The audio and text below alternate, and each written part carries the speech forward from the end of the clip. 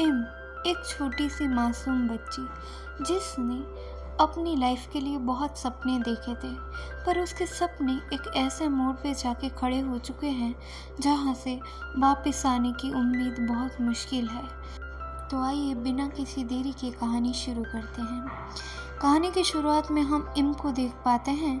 इम 8 साल की मासूम सी बच्ची है, पर अपनी उम्र से ज़्यादा ही समझदार है। वो हर छोटे बड़े का आदर और अपनों की केयर, हर चीज़ में वो माहिर है। उसका एक दोस्त भी है, पिट, जो हमेशा उसके साथ कंपटीशन में ही होता है। न जाने इन दोनों की दोस्ती कैसी है जिसमें इनका झगड़ा ही इनकी दोस्ती है। और यहाँ पे हमें पता चलता है कि जो इम है उसके मम्मी और पापा दोनों ही वर्किंग है, जिस वजह से वो अपनी प्यारी सी बेटी को चाहकर भी टाइम नहीं दे पाते। इसका मतलब ये बिल्कुल नहीं कि वो अपनी बेटी से प्यार नहीं करते, वो उसकी हर छोटी बड़ी ख्वाहिश पूरी करना चाहते हैं। इसी वजह से वो थोड़ा ज़्यादा वक्त देते हैं काम को। इसी दौरान अगली सुबह बहुत ज़्यादा बारिश हो रही थी, तो इम की मम्मा उसे बताती है कि बेटा मैं क्या आपको आज छोड़ने आ जाऊँ। पर इम मना कर देती है कि नहीं मम्मा, यहाँ से मैं भाग के जाऊँगी तो कुछ ही मिनट स्कूल पहुँच जाऊँगी, तो आप परेशान मत हो और आराम से काम पे जाओ। अब इस बात के लिए इम के मम्मा का मन तो नहीं मानता, पर वो इम को जाने देती है और इम भी अपने स्कूल की ओर बढ़ने लगती है और उसके सभी दोस्त भाग के स्कूल की ओर बढ़ने लगते हैं। इम थोड़ा पीछे रह गई थी, तो वो अभी चल के अपने स्कूल की ओर जा ही रही थी। तभी हम देख पाते हैं कि एक पतंग है जो कहीं पे रौंदी पड़ी है। उस पतंग को लेके इम के सामने एक आदमी आ जाता है, जो उसे कहता है कि उसका छाता बहुत ही सुंदर है, क्या वो उसके साथ शेयर करेगी। इम उसे बताती है कि नहीं, उसे स्कूल के लिए लेट हो रहा है, वो माफ़ी चाहती है। पर वो आदमी फिर से उसको रिक्वेस्ट करने लगता है। इनके मना करने के बावजूद वो उसे कुछ कहने लगता है और कुछ देर बाद हम देख पाते हैं कि अभी यहाँ पे इम का छाता टूटा हुआ पड़ा है और वो बदहवास हालत में है। उसकी चीज़ें यहाँ वहाँ बिखरी पड़ी है और उसको खुद का तक होश नहीं। उसकी कुछ आखिरी बची सांसें एक कॉल करती हैं और वो कॉल वो करती है अपने पेरेंट्स को। तो तुरंत ही यहाँ से उसको हॉस्पिटल लेके जाया जाता है।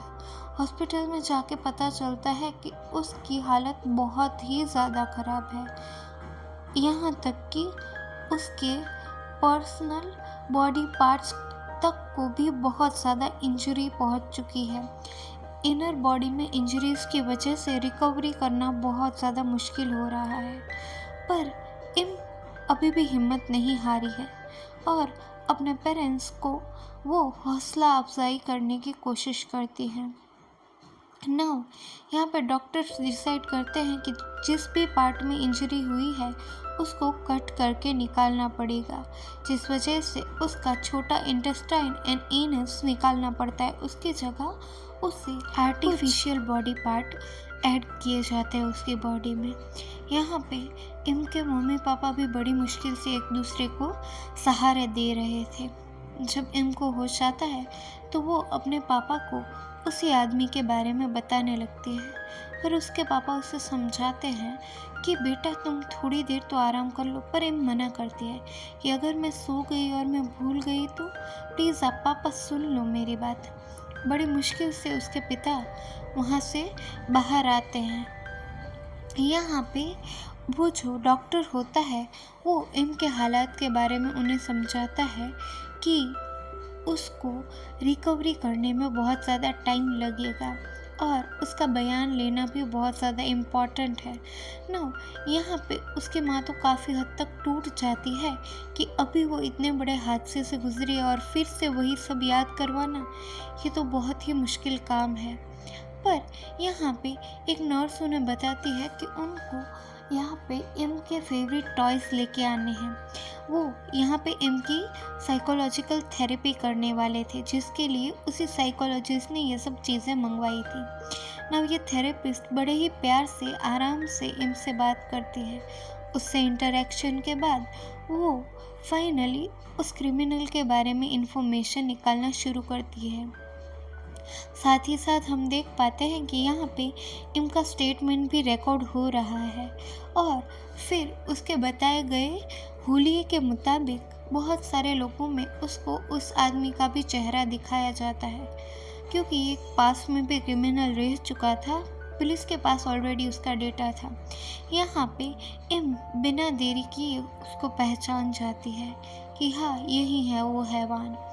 बहुत सारों के भीड़ में भी वो उसको पहचान ही जाती है कि आखिरकार उसके साथ गलत किसने किया था। यहाँ पे हमें पता चलता है कि वो साइकोलॉजिस्ट इन्हें समझाती है कि इनके साथ साथ आपको भी रिलैक्स रहने की थेरेपी लेने की ज़रूरत है, क्योंकि जो हालात से आप गुज़र रहे हो उसमें जीना मुश्किल है। पर ये बात सुन के इनके मम्मा काफ़ी गुस्सा हो जाती है कि क्या तुम्हें हम सब पागल लगने लगता है, पर साइकोलॉजिस्ट कुछ नहीं बोलती। और दूसरी ओर हम देख पाते हैं कि पुलिस उस दरिंदे को किडनैप कर चुकी है और यहाँ से ये जानते ही इनके पापा भाग के हॉस्पिटल में जाते हैं, क्योंकि ये न्यूज़ यहाँ पे रिपोर्टर्स को पता चल चुकी थी।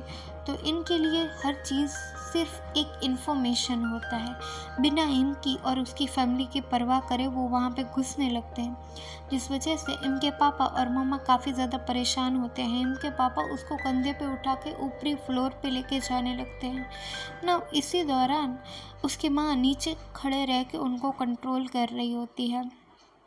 ऊपर जाने की वजह से जो एक्स्ट्रा उसका वेस्टेज बैग होता है वो टूट जाता है और यहाँ पे हड़बड़ाहट में उसके पिता वो बैग निकालने के लिए उसके कपड़े खोलने लगते हैं ना। ये सब देख के इम काफ़ी ज़्यादा डरने लगती है। उसकी बॉडी बहुत ही रिएक्ट करने लगती है, जो जान के उसके पिता को समझ आ जाता है कि अभी मेरी बेटी क्या महसूस कर रही है। वो ये भूल चुकी है कि मैं उसका पिता हूँ, पर उसने जो झेला है वही सब चीज़ें वो अभी याद कर रही है। ये जान के समझ के वो पीछे हट कर देते हैं। दूसरी ओर जब वो कुछ वक्त बाद भी इम के पास आते हैं तो इम एक पर्दे में बैठ चुकी है। वो अपना कोई भी बॉडी पार्ट किसी भी मर्द के सामने लाना नहीं चाहती। उसके मन में एक डर है कि शायद हर मर्द ऐसा ही होता है, जो जान के उसके पिता अंदर से टूट जाते हैं। दूसरी ओर हॉस्पिटल के बिल्स भी बढ़ रहे हैं, पर वो क्या करे, उनकी इकलौती और लाडली बेटी के लिए उन्हें ये सब करना ही पड़ेगा ना। यहाँ पे वो डिसाइड करते हैं कि वो अपने एक फ्रेंड से हेल्प लेंगे और वो फ्रेंड भी उनको पूरा सपोर्ट करने का प्रॉमिस करता है। दूसरी ओर हम देख पाते हैं कि वो मुजरिम, वो हैवान जब पकड़ा जाता है तो वो अपना क्राइम कन्फेस ही नहीं करता कि मैं तो तभी वहाँ पे था ही नहीं, और जो मेरे जूते उस क्राइम स्पॉट से मिले हैं वो भी कहीं चोरी हो गए थे, वो अगले दिन ही मुझे मिले थे। अभी यहाँ पे इसकी डायरेक्ट मना कर देने से केस डीले हो जाता है, पर जो इम के पापा का दोस्त होता है वो उसे बहुत बुरा भला बोलने लगता है और उसके ऊपर हाथ उठाने की भी कोशिश करता है, पर उल्टा पुलिस उसी को ही कंट्रोल करने लगती है। यहाँ पे हम देख पाते हैं कि इम को खुश करने के लिए साइकोलॉजिस्ट ने जैसा बताया था, तो उसके फेवरेट कार्टून कैरेक्टर यहाँ पे आते हैं। ये और कोई नहीं बल्कि नर्स, पुलिस ऑफिसर और उसकी मम्मा थी, जो उसको इन सब हालातों से दूर लेके जाने की कोशिश में थी ना। इसमें इम को हैप्पी देख के उसके पापा डिसाइड करते हैं कि वो एक कॉस्ट्यूम खरीद ले, पर उसका किराया बहुत ज़्यादा था। पर यहाँ पे इनके हालात समझ के वो आदमी होता है, वो उनको ये ड्रेस ऐसे ही दे देता है कि जब आपकी बेटी ठीक हो जाए आप मुझे वापस कर देना, मुझे इसके कोई भी पैसे नहीं चाहिए ना। यहाँ से इनके डैड वही ड्रेस पहन के जाते हैं, जो देख के इम बहुत ज़्यादा खुश होती है और उसे हक कर लेती है। और धीरे धीरे अभी ये अपनी सारी सच्चाई उस थेरेपिस्ट को बताना शुरू करती है। तभी वो बताती है कि उसे बहुत दुख है कि उसने जन्म लिया, उसकी वजह से काफ़ी लोगों को प्रॉब्लम हुई है और उसके मम्मी पापा ने बहुत कुछ झेला है, जिस वजह से वो चाहती है कि वो जल्द से जल्द मर जाए। ये लाइफ ऐसे ही बीत रही है, उसे हर दिन एक डरावना सपने जैसा लग रहा है। इस बात से अनजान उसके मॉम डैड उसके लिए हर खुशी लाने की कोशिश करते हैं, पर अपने डैड से तो अभी भी नाराज़ और डरी हुई है, जिस वजह से वो एक पर्दे में रहने लगी है। यहाँ पे हमें पता चलता है कि उस जगह से गुजरने से भी इनकी हालत बहुत ज़्यादा ख़राब हो जाती है। पर जब वो अपनी दुकान पे पहुंचते हैं तो उसके बहुत सारे दोस्तों ने उसके लिए चिट्ठियां लिखी थी, जिसमें पॉजिटिव ब्लेसिंग्स थी उसके लिए, जो जान के इम में थोड़ी सी हिम्मत तो आ जाती है।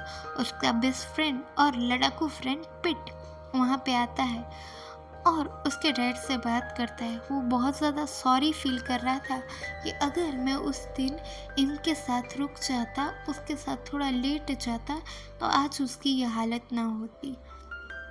और इम भी अपने फ्रेंड ग्रीटिंग कार्ड पाके काफ़ी ज़्यादा मोटिवेट फील करती है। यहाँ पे उसकी बॉडी में एक एक्सटर्नल वेस्टेज बैग लगाया जाता है, जिस वजह से वो काफ़ी ज़्यादा नर्वस रहने लगती है और स्कूल में जाके भी वो काफ़ी ज़्यादा डिप्रेस्ड फील कर रही होती है। पर तभी उसके डैड वहाँ पे कोको मॉन्क की ड्रेस पहन के आ जाते हैं और उसे चीयर अप करते हैं, जिस वजह से फाइनली इम स्माइल करती है और स्कूल के अंदर चली जाती है। यहाँ पे उसके डैड हर कदम उसका साथ निभाने, उसको चीयर अप करने के लिए उसके पास थे। इवन दो वो स्कूल में जाके भी बात कर लेते हैं कि इसको अभी मेल प्रोफेसर टीचर से दूर रखना, जिस वजह से वो डरे नहीं। और उसके डैड उसको एक एक्स्ट्रा बैग लेके भी देते हैं, जिसमें वो चॉकलेट फेंक सके, ताकि अगर कोई उससे वेस्टेज बैग के बारे में पूछे तो वो ये बता सके कि यहाँ पे तो एक चॉकलेट बैग है। और वो अपने चॉकलेट अपने सभी दोस्तों को बांटती है, जिस वजह से अभी ये काफ़ी ज़्यादा नॉर्मलाइज हो चुके थे। यहाँ पे पिट और इम काफ़ी ज़्यादा देखते हैं कोको मॉन्क को, जिस वजह से यहाँ पे थोड़ा सस्पिशियस लगने लगता है इम को, और वो कोको मॉन्क से जाके बात करने की कोशिश करती है, पर वो कुछ जवाब नहीं देता। तो कोको मॉन्क को लेके अपनी मम्मा की दुकान पे जाती है और उसे बताती है कि क्या इसमें मेरे डैड हैं। तो फाइनली यहाँ पे उसकी मम्मा वो मास्क हटा देती है ना। अपने पापा को अपने लिए इतना एफर्ट करते देख वो उन्हें माफ़ करके गले लगा देती है। उसके बाद उसके पापा जब जाते हैं पुलिस स्टेशन तो उन्हें पता चलता है कि वो क्रिमिनल अभी पकड़ा गया है। वो उससे बात करने की कोशिश करते हैं कि आखिरकार उसने ऐसा किया क्यों, पर ये तो एक अपनी ही अलग दुनिया में है। वो पहले तो डिनाई कर देता है कि उसने कोई क्राइम किया नहीं, और जब वो कमिट करता है तो वो बोलता है कि मैं तुम्हें कुछ पैसे दे दूंगा, ये सब भूल जाओ, और अगर तू ये सब नहीं भूला तो जो एक बार हुआ है वो दोबारा भी हो सकता है ना। ये सुन के इम के डैड को इतना गुस्सा आता है कि वो ग्लास ही तोड़ देते, वो उस आदमी को जीने ही नहीं देना चाहते। दूसरी ओर हम देख पाते हैं कि फाइनली अभी वो डेट आ गई है कोर्ट की और आमने सामने है इम और वो क्रिमिनल। यहाँ पे जज उस क्रिमिनल को 12 साल की सज़ा सुनाता है, जो जान के कोई भी खुश नहीं होता। इम का डैड यहाँ पे उसको मारने का डिसाइड करते हैं, पर इम अपने पापा के पैर पकड़ लेती है कि प्लीज़ पापा अभी खरीद चलते हैं ना। ये सुनते ही उसके पापा खुद को कंट्रोल कर लेते हैं और यहाँ से आगे की ओर बढ़ने लगते हैं। यहाँ पे हमें पता चलता है कि कुछ वक्त बाद इम का एक छोटा सा भाई आया है, जिस वजह से वो काफ़ी ज़्यादा रिलैक्स और अपना टाइम यूटिलाइज करने की वजह से खुश रहने लगी है। पर क्या ये सच्चाई है और इतनी ही सच्चाई है? शायद तो नहीं। कहीं ना कहीं अपने मन के कोने में इम ने आज भी उस डर को बसा के रखा है कि कहीं दोबारा वो दिन वो घड़ी ना आ जाए जिसमें उसको फिर से उसी दर्द से गुजरना पड़े। आज के लिए बस इतना ही। अपनी फेवरेट मूवी हमें कमेंट में बताएं। Thanks for watching.